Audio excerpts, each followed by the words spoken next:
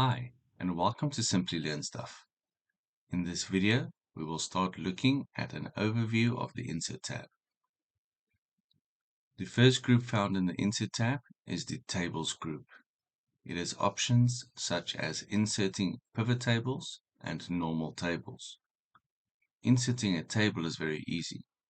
You simply select your dataset and then select Table.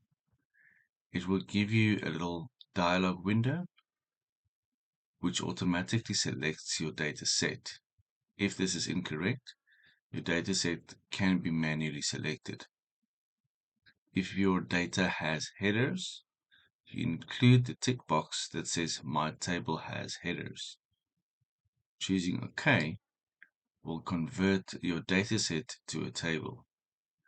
The benefits of a table, as well as the Table Design tab, will be explained in later videos. Inserting a pivot table is just as easy. You select anywhere in your dataset and then you can select pivot table.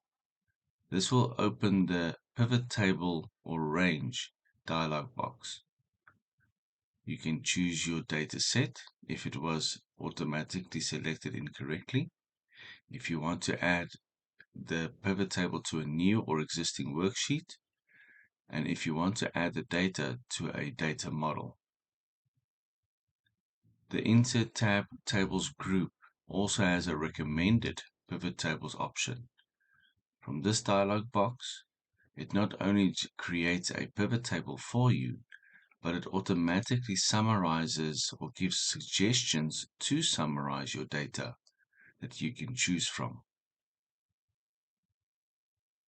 There is additional video that has been created which will be linked in the description tab for you to explore how to create and the features of a pivot table. We trust you enjoy this video and remember to like and subscribe.